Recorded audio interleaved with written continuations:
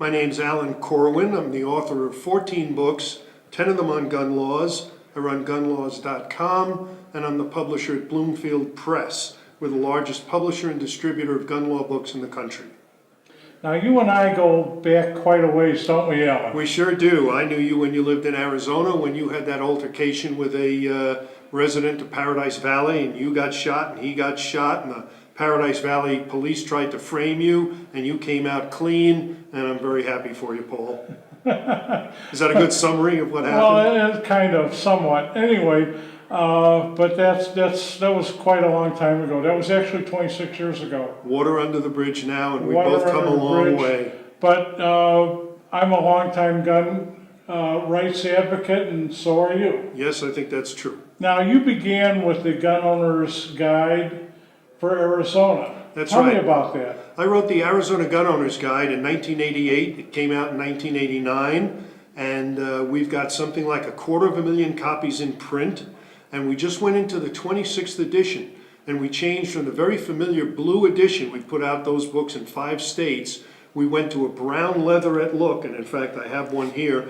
A lot of people are familiar with the blue book. It's now a brown leatherette, and we're trying to move them back into the state, all across the state, for people who have the old one and need a new updated edition. Now, of course, I've read quite a few of your materials over the years. That's right. And this is really, correct me if I'm wrong, but this is essentially a summary of the laws and how to not get in trouble. Is that? It's more than a summary. It's got a copy of every gun law in Arizona, and it describes them all in plain English.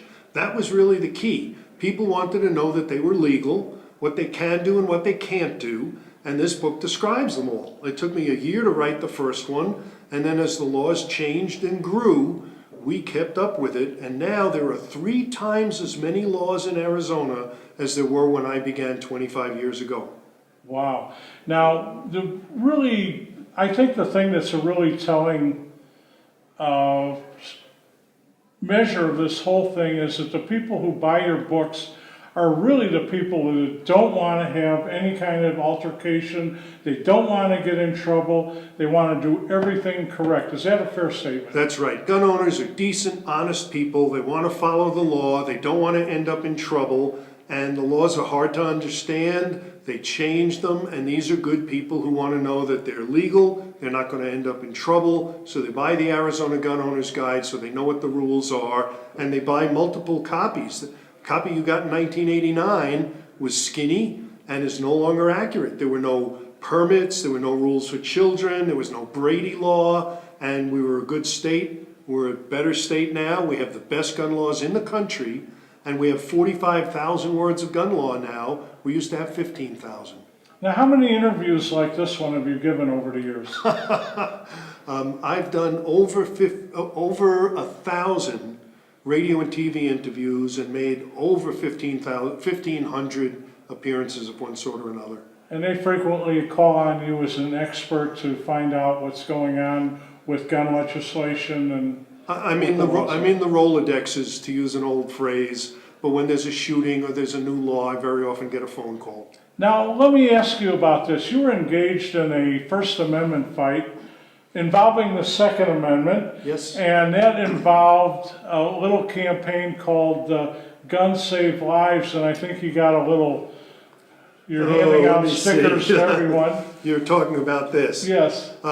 We decided that with all the gun laws we have, and with the constitutional carry campaign in Arizona, we passed a law called constitutional carry, where your rights are basically uninfringed in Arizona. You don't need a permit to carry a firearm. It's just private property.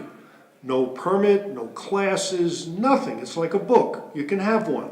And we decided, we being the industry at large, put money together and put up posters, billboards, bus stop signs saying, essentially, guns save lives, educate your kids. Because if you educate your kids, you go to the classes too.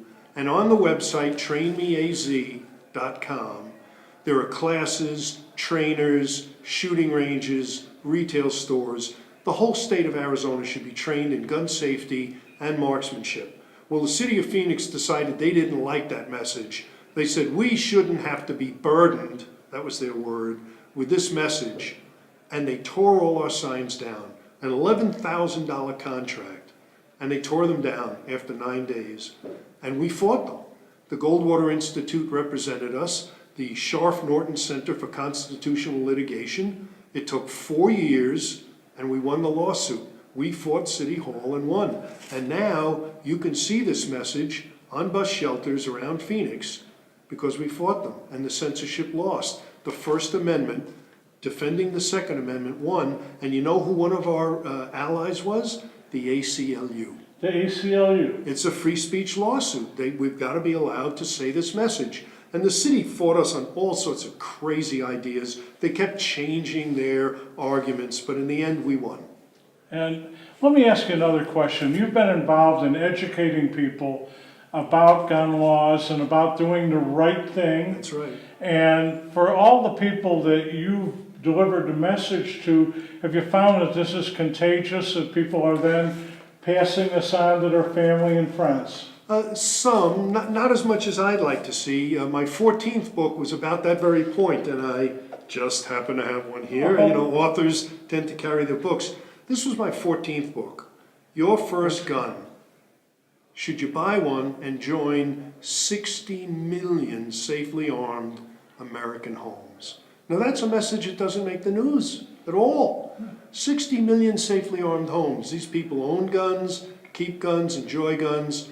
The shooting sports are the #2 participant sport in the United States. It's bigger than golf by $1 billion. And yet golf is on the front page of the newspapers and in the TV broadcasts all the time, but the shooting sports never are. We're at this gigantic trade show for firearms. It won't even make the news. But shootings, that makes the news all the time. The media is biased against this sport, this American tradition and pursuit, and we're selling this book as cheaply as we can so people can buy it and give it to their gunless friends. And that campaign is working very well because people are gunless, and that's dangerous. And they don't realize it. I will meet people of the liberal persuasion who will say things like, well, I don't own a gun because it's dangerous. And I tell them, well, not owning a gun is dangerous. And they never heard that. They didn't realize that being defenseless is a dangerous thing. What do you do if somebody breaks in? What do you do if there's civil unrest? You're going to call the police? And then it's the classic line, which I'm sure you've heard, when seconds count, the police are just minutes away. And people are defenseless, don't know what to do, have never thought about it. I spoke to a group recently and said, you should at least know how to shoot a gun, even if you don't want to own one. They've never heard this. They're adults. They didn't get it in school. They don't get it from the media. They should at least go to a range, rent a gun, and learn how to shoot it. It's a skill. It's private property. It's the only constitutionally protected property. You should learn about it. It won't hurt you. And if you shot one, you'd find, as many people do, it's fun. People don't realize that guns are fun. And you can barely say that out in public, but it's an important message to get across. Alan, I really have to thank you for your campaign over the years. You've made a wonderful career of passing the message along that guns are effective. I know when you call 911, you're really calling for some guy with a gun to come and protect you. It's true. And it's probably a little quicker and a little better if you have one.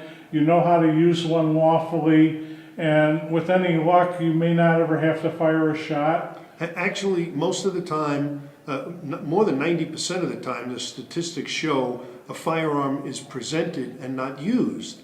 I have a gun, I'll get my gun, here's my gun, go away, and the altercation stops.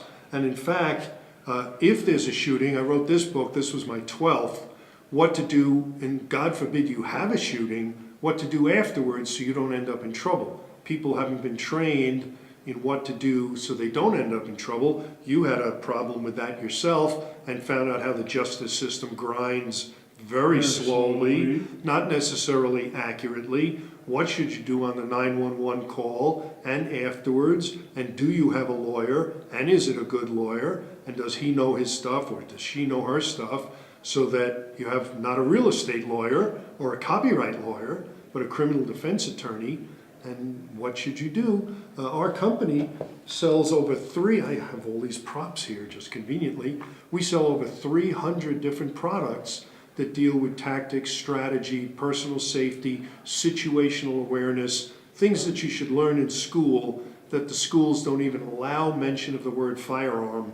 And so kids graduate without any understanding of this basic constitutional right and how to stay safe, how to avoid crime. We invented some new safety rules for the book After You Shoot. And rule number 1, it's always better to avoid a gunfight than to win one. And a lot of people don't get that. It's funny you mentioned school. I always think about how I used to carry my own .22 rifle on 2 buses in the city of Chicago so I could get to high school, walk through the front door with my rifle in the bag, be greeted by the assistant principal because I was in the junior ROTC rifle team, which, by the way, when I got drafted just a few years later, it helped me in my military service, gave me a lot greater confidence. But Alan, I really thank you for this interview. It's long overdue. You're welcome. It was a pleasure. I used to carry my rifle on the bus in the Bronx to go shooting at the National Guard Armory, and we had a rifle team there in my yearbook. Good for you. Thank you Thank you again, very much, Alan. Paul. You bet.